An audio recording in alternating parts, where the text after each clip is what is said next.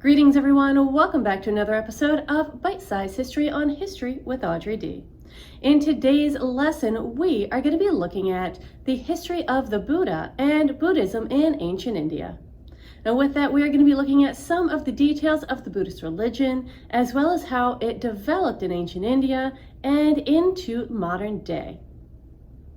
If you are enjoying these lessons so far, please make sure you are hitting that like and subscribe button. You can also find me on Instagram as History with Audrey D, and you can further support this channel through my links that are shared in my bio as well as in the description below. Let's go ahead and get into our lesson on the Buddha, the history of Buddhism in ancient India, and the Buddhist religion.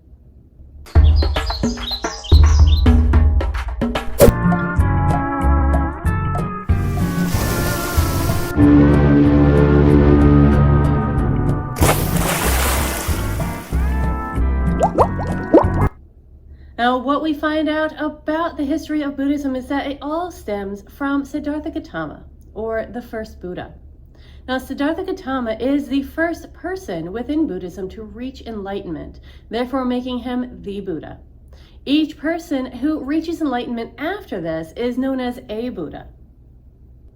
The history of the Buddha, Siddhartha Gautama, is a central narrative in Buddhism. Siddhartha Gautama was born into a royal family in Lumbini, in present-day Nepal, around the 6th century BCE. His early life was one of luxury and privilege, shielded from the realities of human suffering. However, at the age of 29, Siddhartha ventured outside the palace and encountered old age, sickness, and death. These experiences deeply affected him, leading him to renounce his princely life in search of a deeper understanding of the nature of suffering and the meaning of life. For 6 years, Siddhartha practiced various forms of asceticism and meditation, seeking enlightenment.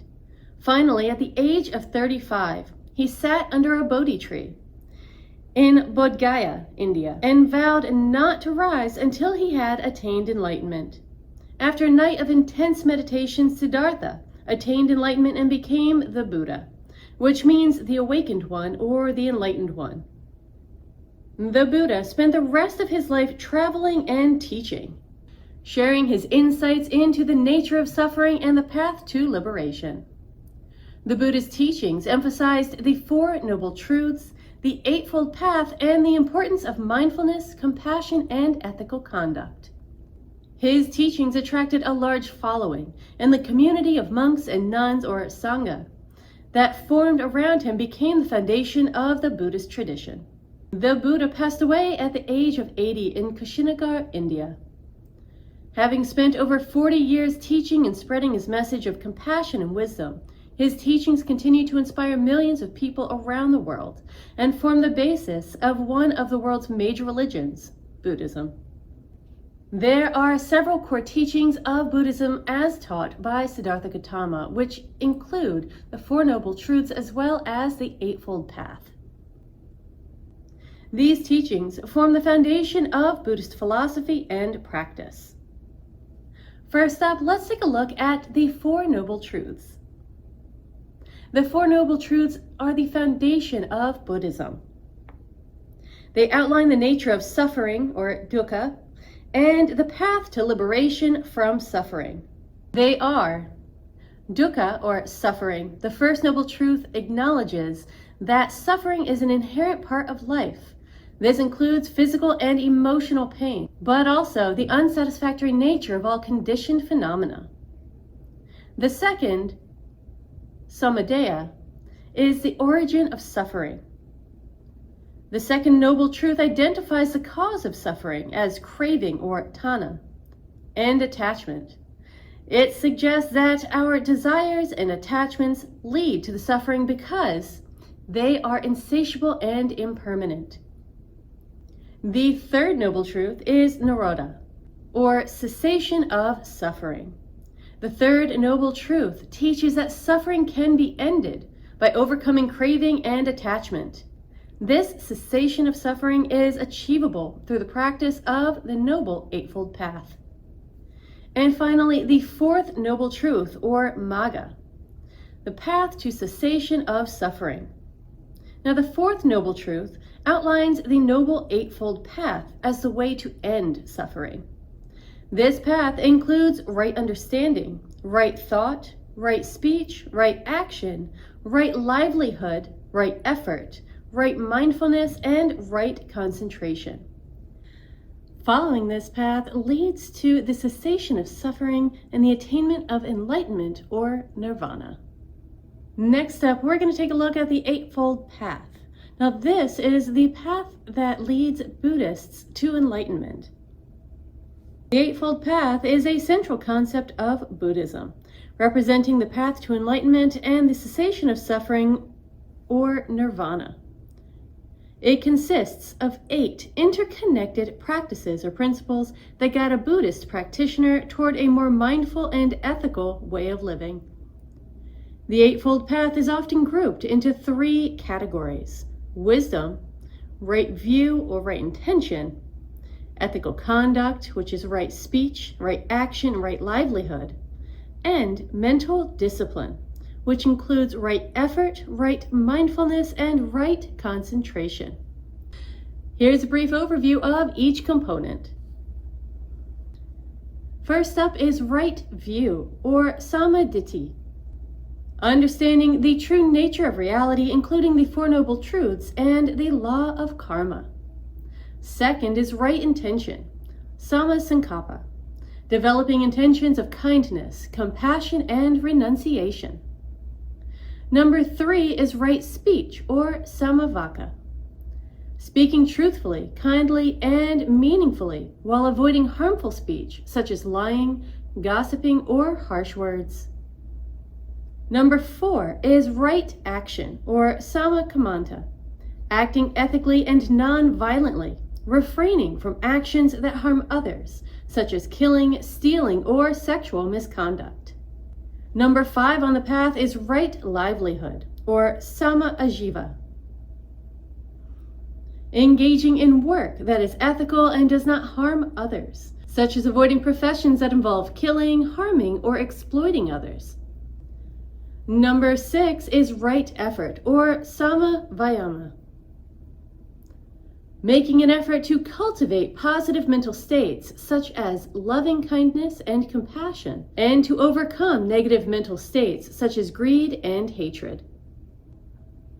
Number 7 is right mindfulness, or samasati, developing awareness of the body, feelings, mind, and phenomena in order to understand the true nature of existence and to cultivate wisdom. And finally, number 8 on the Eightfold Path is right concentration, or samma samadhi, developing deep states of concentration through meditation, which leads to a calm and focused mind, and eventually to the experience of enlightenment. The Eightfold Path is not a linear progression, but rather a holistic approach to living that encompasses all aspects of life. Practitioners are encouraged to cultivate these qualities simultaneously, with each aspect supporting and reinforcing the others. By following the Eightfold Path, Buddhists aim to cultivate wisdom, ethical conduct, and mental discipline, ultimately leading to the cessation of suffering and the attainment of enlightenment. Another aspect of the Buddhist religion is the 3 marks of existence. The 3 marks of existence include anicca, which is impermanence, which means all things are impermanent and subject to change. Dukkha, or suffering, which is the inherent unsatisfactoriness and suffering in life. And anatta, or non-self, which is the absence of a permanent, unchanging self or soul.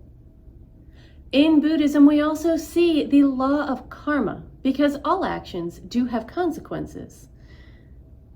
As actions have consequences and individuals are responsible for their actions and the effects they have on themselves and others, the law of karma is also included in Buddhism.